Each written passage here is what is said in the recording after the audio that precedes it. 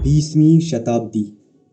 भारत स्वतंत्रता की बेड़ियों में जकड़ा हुआ था। एक तरफ तो अंग्रेज अत्याचार की सीमाओं को लांघ रहे थे, तो वहीं दूसरी ओर कुछ तथाकथित समाज सुधारक प्रगतिशीलता व आधुनिकता के नाम पर सनातन हिंदू धर्म को विकृत और विलुप्त करने का निरंतर प्रयास कर रहे थे। देश को मजहब के नाम पर 3 भागों में विभाजित कर तत्पश्चात स्वतंत्रता के बाद भी हिंदुओं को सनातन शास्त्रानुसार शासन तंत्र प्राप्त नहीं हुआ।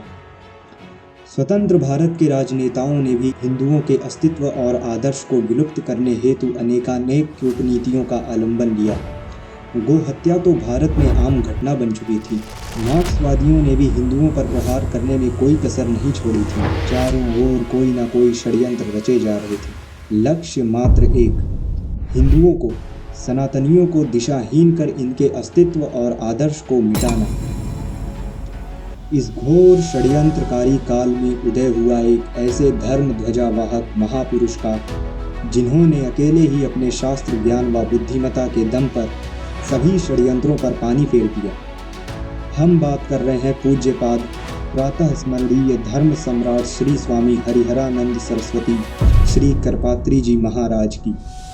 आदि गुरु शंकराचार्य के बाद यह अभिनव शंकराचार्य हिंदू समाज एवं भारत राष्ट्र के इस विषम संकटपूर्ण परिस्थिति में एकमात्र आशा की किरण बनी। जब राजनैतिक, सामाजिक, बौद्धिक, आध्यात्मिक स्तर पर इस देश में उथल पुथल मच रहा था, तब पूज्यपाद ने सभी मान्यताओं का खंडन कर इस तथ्य को ख्यापित किया कि सनातन वैदिक हिंदू धर्म विश्व में एकमात्र ऐसा सिद्धांत है जो दर्शन, व्यवहार और विज्ञान तीनों धरातल पर विश्व को स्वस्थ मार्ग दिखाने में समर्थ है।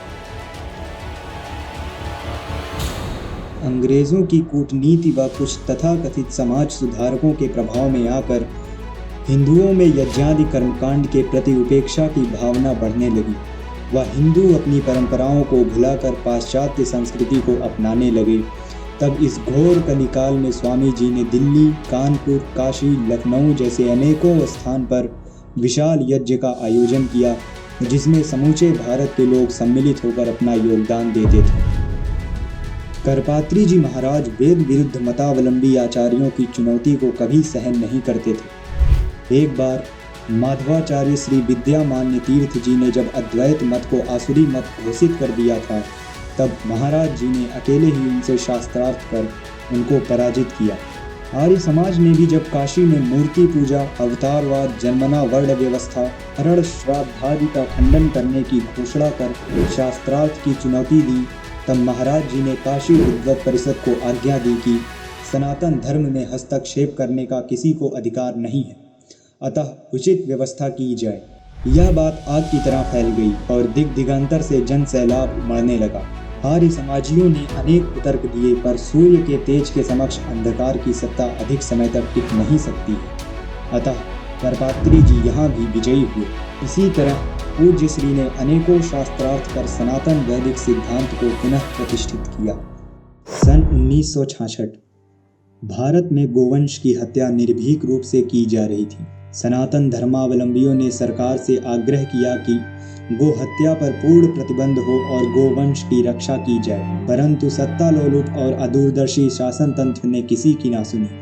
तब करपात्री जी महाराज ने 7 नवंबर 1966 को संसद भवन के सामने महा आंदोलन प्रारंभ कर दिया, जिसका उद्देश्य था कि संविधान में संशोधन कर संपूर्ण देश में गो हत्या पर पाबंदी व सभी कत्लखानों पर पूर्णतः प्रतिबंध लगाना। इस आंदोलन में देश के तमाम संत महापुरुष, चारों पीठों के शंकराचार्य, आर्य समाजी, जैन धर्मावलंबी व आम नागरिकों ने भी अपना योगदान दिया। हिंदू पंचांग अनुसार उस दिन संवत 2012 कार्तिक शुक्लाष्टमी थी, जिसे गोपाष्टमी भी कहा जाता है। शांतिपूर्वक बैठे हुए संत समुदाय पर इंदिरा ने पुलिस द्वारा फायरिंग करवा दी। भयंकर भगदड़ मच गई। इस कांड में 250 साधुओं की हत्या हुई। करपात्री जी को तिहाड़ जेल में बंद कर दिया गया तथा कई अन्य संतों को भी जेल में ठूंस दिया गया। तिहाड़ जेल में ही संतों ने करपात्री जी से सत्संग के लिए आग्रह किया। जेल मानो कोई मंदिर बन गया था। जेल में भी अब सत्संग व प्रवचन होने लगे थे, पर तभी तिहाड़ जेल के खूंखार आतंकी कैदियों को करपात्री जी को मारने के लिए मुक्त कर दिया गया। हाथों में लोहे की शूल लेकर कैदियों का दल करपात्री जी पर टूट पड़ा। 3 साधुओं ने करपात्री जी को ढक लिया। तीनों साधुओं को लोहे की छड़ों से बिध दिया गया। करपात्री जी तो बच गए, किंतु एक छड़ी बीच से घुसकर उनकी बाईं आंख में जा घुसी। अपने कुकृत्यों के कारण इंदिरा गांधी व कांग्रेस की जो अवस्था है वह तो आज सर्वविदित है। इतना कुछ होने के बाद आज भी अराजक शासन तंत्र की छत्र छाया में गोहत्या निरंतर हो रही है। सूर्योदय से पूर्व ही हजारों गौवंश भारत में काट दिए जाते हैं। हिंदू कोड बिल की आड़ में जब शासन तंत्र ने कूटनीति का आलंबन लेकर सनातन रीतियों व वर्णाश्रम व्यवस्था को विकृत करने का घोर षड्यंत्र रचा, तब करपात्री जी ने इसका पुरजोर विरोध किया। किसी भी शासक को हमारे धर्म में हस्तक्षेप करने का कोई अधिकार नहीं है। परिषद विधान निर्णेत्री है, विधान निर्मात्री नहीं। उन्होंने अनेकों स्थान पर हिंदू कोड विरोधी समितियों का गठन किया व सरकार को इसे वापस लेने पर विवश कर दिया। नेहरू जी ने तो इसे पारित करने के लिए अपना त्याग पत्र देने की धमकी तक दे डाली, पर करपात्री जी का कहना था कि विचार विनिमय द्वारा कोई शास्त्रीय मार्ग निकल आवे तो हम लोग उसे मान लेंगे। अंततः इस बिल को आंशिक रूप से लागू किया गया। अगर यह बिल पूर्णतः पारित हो गया होता तो आज हिंदू अपने ही देश में अपने अस्तित्व की भीख मांग रहा होता। सन 1946 बंगाल के हिंदुओं का सामूहिक वध व हिंदुओं का धर्म परिवर्तन किया जा रहा था। इस भीषण विनाश लीला को देखकर महाराज जी तुरंत बंगाल पहुंचे और नोआखली आदि स्थानों पर जाकर त्रस्त हिंदुओं को सांत्वना दी और राम नाम संकीर्तन करवाकर उनका धर्म परिवर्तन होने से बचाया व मारवाड़ी रिलीफ सोसाइटी की सहायता से 2000 उजड़े हिंदू परिवारों को पुनः बसाया। भारत विभाजन का सबसे पहला विरोध करने वाले करपात्री जी महाराज ही थे। भारत के विभाजन की खबर सुनकर स्वामी जी का हृदय चीत्कार उठा। उन्होंने इसका विरोध किया। वे कहते थे कि भारत की अखंडता सर्वविधि अक्षुण्ण रखी जाए।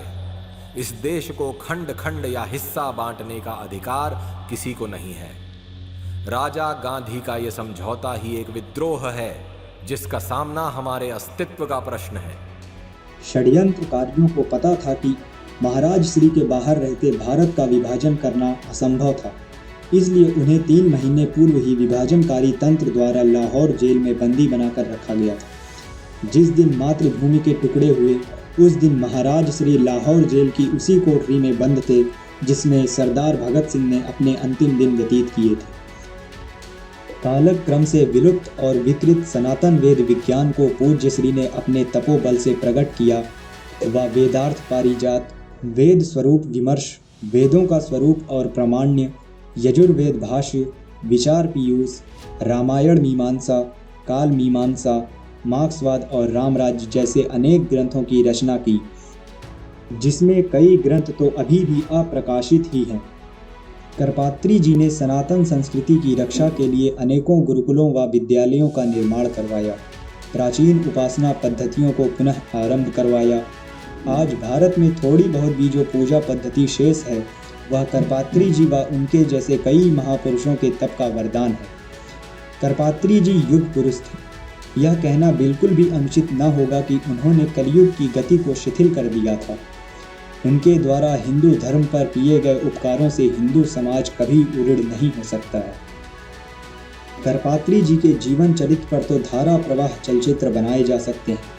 ऐसे महापुरुष की जीवन यात्रा को जनमानस तक पहुंचाने का यह हमारा छोटा सा गिलहरी प्रयास था।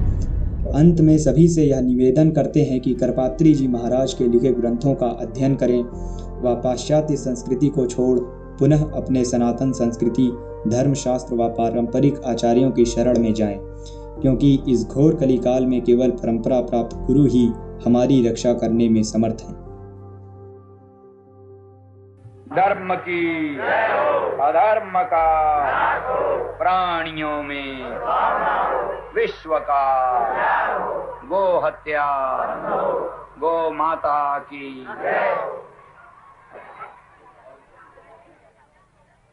हर